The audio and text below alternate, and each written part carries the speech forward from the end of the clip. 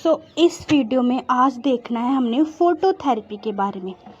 अब अगर फ़ोटोथेरेपी की, जैसे मैंने पहले वीडियो में जैसे न्यूनेटल जॉन्डिस का पार्ट 2 था तो उसमें बताया था कि हमने इसके बारे में डिटेल में बात करनी है। इसमें क्या होता है, कैसे करते हैं, इसका रोल ऑफ नर्स भी देखेंगे क्या होता है, उसको 5 मार्क्स में आ जाए तो कैसे कवर करना है। ठीक है, तो थोड़ा सा यहाँ पे फ़ोटोथेरेपी का ओवरव्यू देख लो कि जो हमारी फ़ोटोथेरेपी है वो कैसे काम करती है। फ़ोटोथेरेपी में क्या करना है, इसमें हम ब्लू लाइट यूज़ करते हैं। क्या यूज़ करते हैं? Blue light. वाइट लाइट भी यूज़ होती है लेकिन वाइट लाइट को हम इतना यूज़ नहीं करते, हम ब्लू लाइट को यूज़ करते हैं ज़्यादा, क्योंकि ब्लू लाइट क्या है, more effective as compare to white light, तो इसलिए हम ब्लू लाइट को ज़्यादा यूज़ करते हैं। हमने क्या करना है, बेबी को ब्लू लाइट के एक्सपोज़र में रख देना है। ठीक है, तो ब्लू लाइट क्या करेगी हमारी, यो हमारी अनकॉन्जुगेट बिलीरुबिन है, क्या होगी हमारी जो अनकॉन्जुगेट बिलीरुबिन है उसे क्या करेगी, कॉन्जुगेट फॉर्म में कन्वर्ट कर देगी। ठीक है ना, अनकॉन्जुगेट को कॉन्जुगेट फॉर्म में कन्वर्ट कर देगी। तो ये वाली फॉर्म जो है वो ईज़िली क्या होगी, ईज़िली बॉडी से एक्सक्रीट आउट हो जाएगी। ठीक है, क्योंकि हमें पता है कि जो कॉन्जुगेट फॉर्म है वो बॉडी से एक्सक्रीट आउट नहीं होती। बिलीरुबिन को बॉडी से बाहर निकलने के लिए कॉन्जुगेट में बदलना पड़ेगा, तो जब ये कॉन्जुगेट में बदलेगी तो ईज़िली क्या होगी, बॉडी से एक्सक्रीट आउट हो जाएगी। क्लियर? अब हम इसके बारे में देखेंगे पूरा। ठीक है, तो अगर इसकी पहले डेफिनेशन देखें तो फ़ोटोथेरेपी क्या है, इज़ अ कॉमन ट्रीटमेंट। यह एक तरह का कॉमन ट्रीटमेंट है जिसमें हमने क्या देखना होता है, कि न्यूनेटल का कैसे हमने लेवल कम करना है उसमें बिलीरुबिन का। यह एक क्या है, कॉमन ट्रीटमेंट है। ठीक है, फॉर द न्यूनेटल जॉन्डिस। ठीक है, न्यूनेटल जॉन्डिस के लिए ये एक कॉमन ट्रीटमेंट है। Phototherapy involves exposing the baby. ठीक है, बेबी को क्या करना है, एक्सपोज करना है to a specific type blue light. ठीक है, स्पेसिफिक टाइप की ब्लू लाइट में बेबी को एक्सपोज करना है। यूजली वेवलेंथ कितनी होती है, 420 to 480 mm। ठीक है, वेवलेंथ मीन्स कि जिसके थ्रू लाइट एक पॉइंट से दूसरे पॉइंट पे ट्रैवल करेगी। तो यहाँ पे हम वेवलेंथ कितनी होती है ब्लू लाइट की, 420 to 480 mm। ठीक है, स्पेसिफिक लाइट में बेबी को रख देते हैं ब्लू कलर की।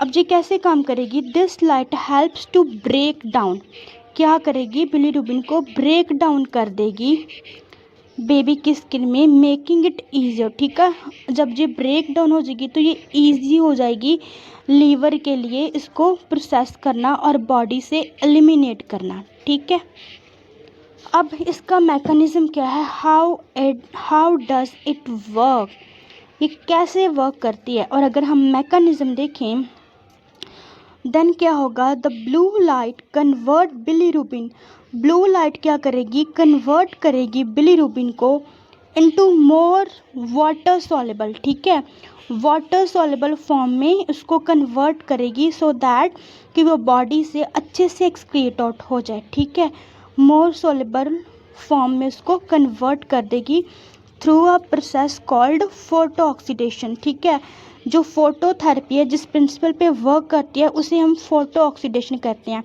और इस फोटो ऑक्सीडेशन प्रोसेस के थ्रू क्या करेगी, ब्लू लाइट कन्वर्ट कर देगी बिलीरुबिन को वाटर सॉल्युबल में और अनकंजुगेटेड में। ठीक है, ऐसे हम इसको समझ सकते हैं कि जैसे पहले बिलीरुबिन बॉडी से बाहर आने से पहले बिलीरुबिन क्या है, ऐसे वो है अनकंजुगेट। ठीक है, वो क्या है, बॉडी से बाहर आने के पहले अनकंजुगेटेड है, टॉक्सिक है और इनसॉल्युबल है इन वाटर में, ठीक है। तो जब लीवर इसको कॉन्जुगेट में और नॉन टॉक्सिक में और सॉल्युबल इन वाटर में जब उसको कन्वर्ट करता है तब ही ये बॉडी से बाहर निकलती है। अब फोटोथेरेपी भी यही काम करेगी। फोटोथेरेपी ने भी क्या काम करना है, यही करना है, अनकंजुगेट को कॉन्जुगेट बिलीरुबिन में चेंज करना है, ठीक है। टॉक्सिक को नॉन टॉक्सिक बिलीरुबिन में बदलेगी और इनसॉल्युबल इन वाटर को सॉल्युबल इन वाटर की फॉर्म में बना देगी बिलीरुबिन को, ठीक है। तब क्या है, वो बॉडी से ईजिली एक्सक्रीट आउट होगी, ठीक है। ऐसे ये मैकेनिज्म करती है, ठीक है। This form can be excreted more easily, ये क्या होगा, ईजिली बॉडी से बाहर आ जाएगी, ठीक है। अब अगर इक्विपमेंट की यूज़ करने की, कौन कौन से इक्विपमेंट है जिसके थ्रू हम जे लाइट जो फोटोथेरेपी है हम लाइट को बेबी की बॉडी तक भेजते हैं, ठीक है। और एक बात याद रखना, कभी भी बच्चे को डायरेक्ट फोटोथेरेपी नहीं देते। डायरेक्ट फोटोथेरेपी, डायरेक्ट लाइट बच्चे को नहीं देनी है। हमने बेबी को, ये भी नर्सिंग रिस्पॉन्सिबिलिटी में आएगा, हमने बेबी को 40 सेंटीमीटर अवे रखना होता है लाइट से।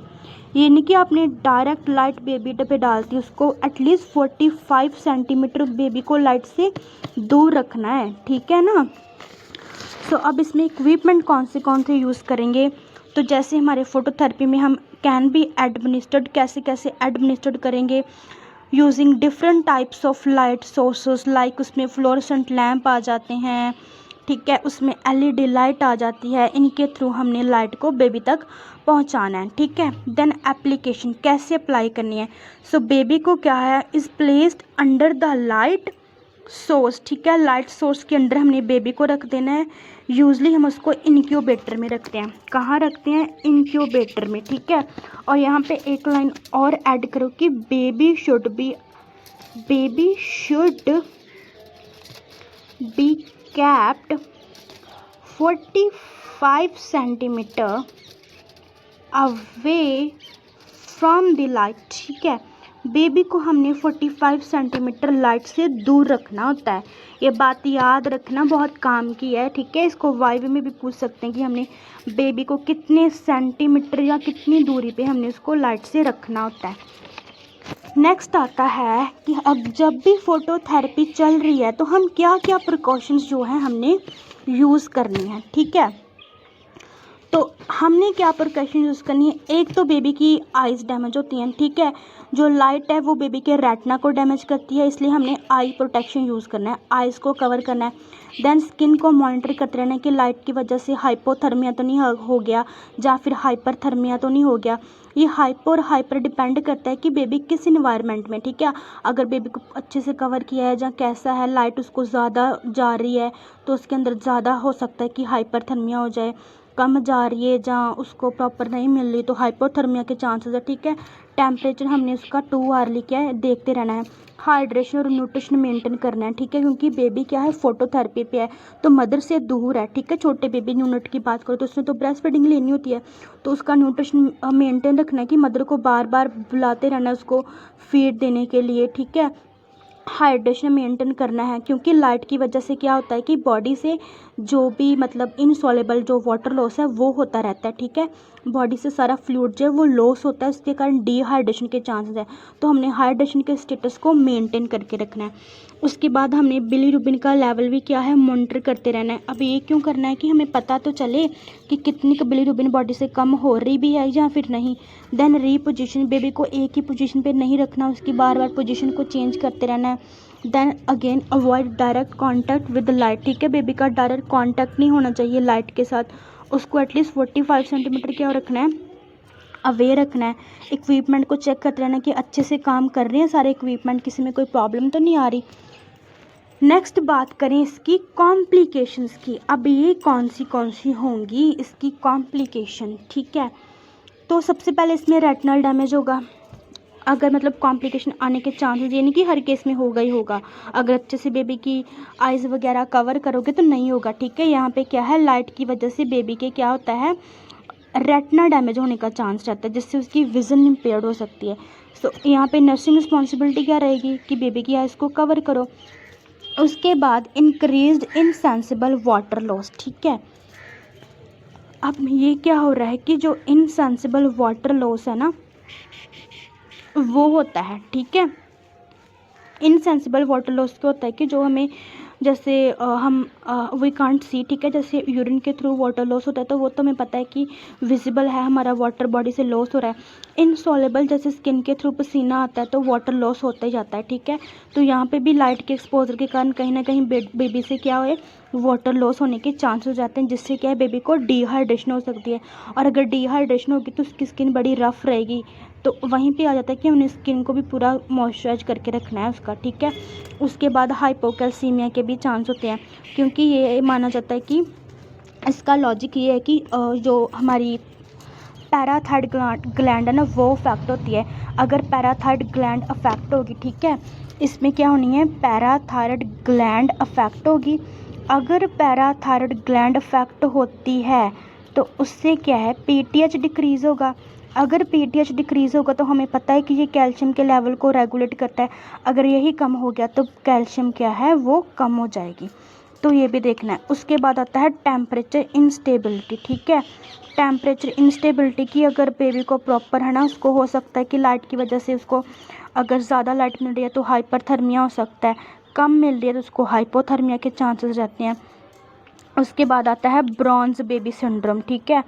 अब ब्रॉन्ज बेबी सिंड्रोम में क्या होगा कि इसमें क्या होता है कि जो बेबी की स्किन वगैरह है ना उसमें जब बिलीरुबिन टूटता है तो कहीं ना कहीं उसके कारण जब बॉडी में बिलीरुबिन टूटेगा तो बेबी की जो स्किन है वो हमें ब्राउन कलर की डिस्कलरेशन उसमें देखने को मिलेगी, ठीक है।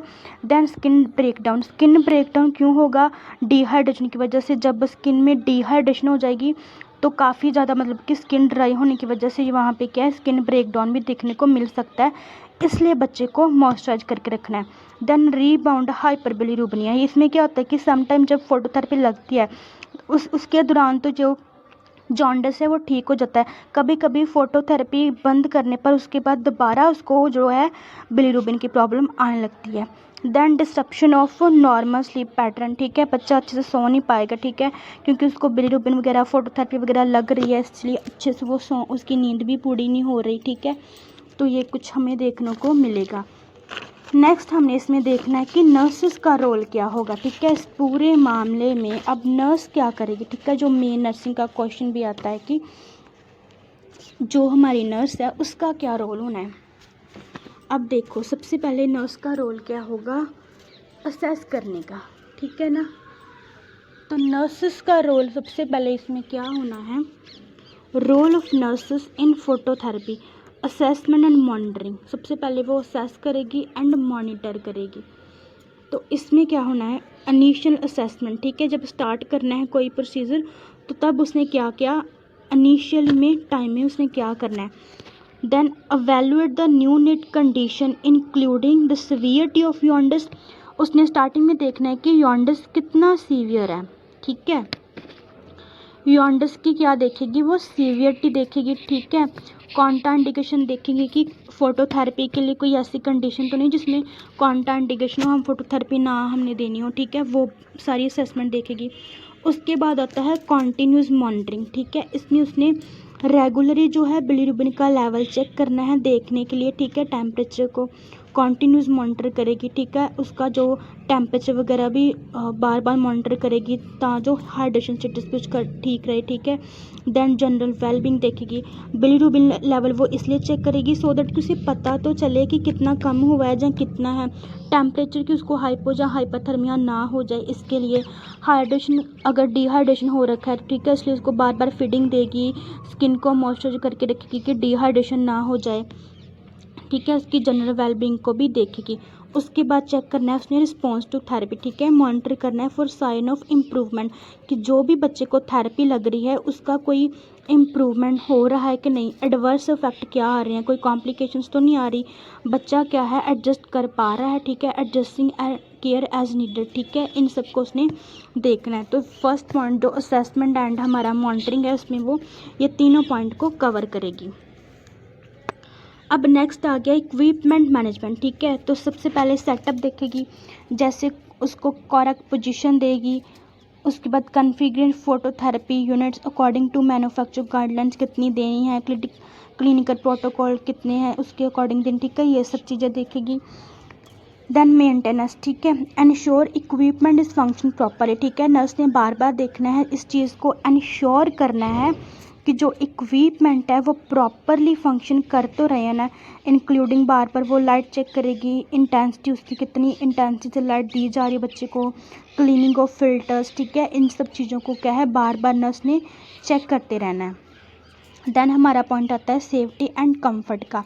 तो इसमें सेफ्टी के लिए आई प्रोटेक्शन यूज़ करेगी जो रेटिनल का डैमेज ना हो, ठीक है ना। Use appropriate eye shield to protect the infant's eyes from intense light, ठीक है।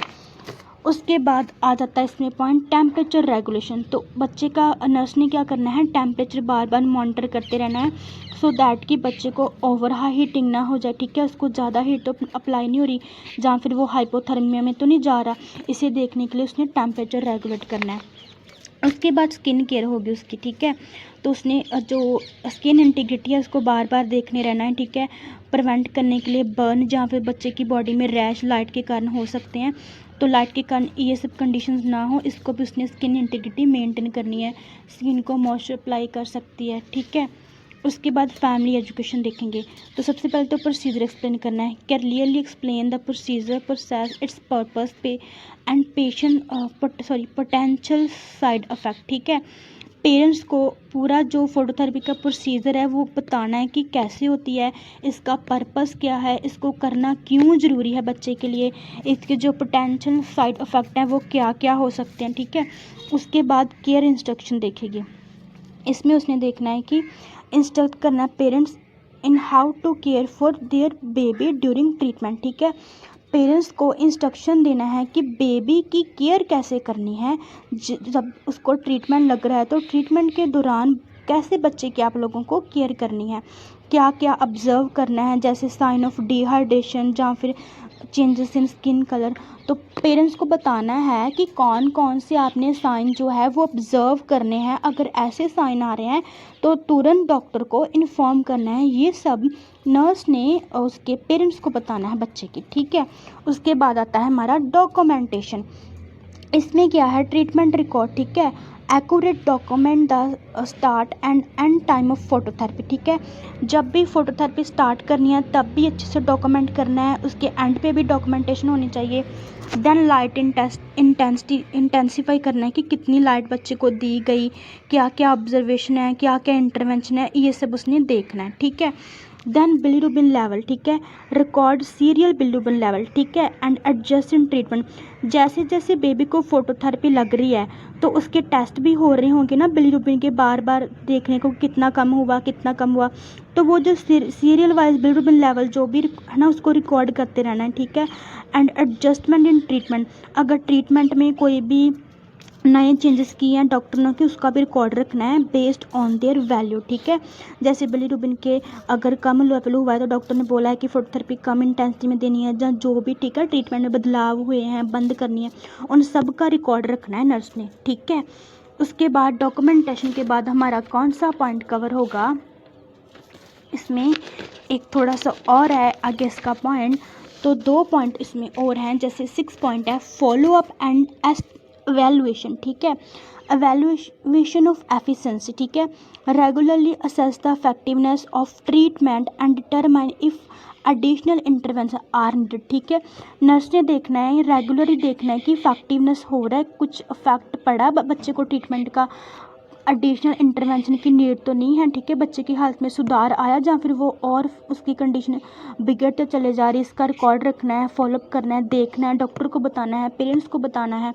डिसकंटिन्यूशन ऑफ क्राइटेरिया, ठीक है, follow protocol for safety discontinuation phototherapy once bilirubin level fall to acceptable range, ठीक है।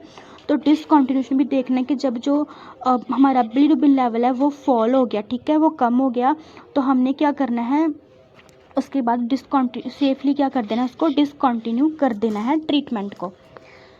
देन इंट्रा डिसिप्लिनरी कोलैबोरेशन, ठीक है, communication. तो nurse ने क्या है, जो बाकी की हेल्थ टीम है, जैसे न्यूनेटोलॉजिस्ट हो गया, पीडियाट्रिशियन हो गया, अदर हेल्थ केयर हो गए, ठीक है, उनके साथ कोलैबोरेशन में काम करना है, कोई भी प्लान करने के लिए, ट्रीटमेंट को एडजस्ट करने के लिए, और पूरा एक एज अ टीम वर्क जिसे हम कहते हैं ना, एज अ टीम वर्क जो है नर्स को काम करना है, एज अ टीम वर्क उसने सबके साथ काम करना है। So this is all about the phototherapy, ठीक है, ये सब क्या था, फोटोथेरेपी के बारे में था।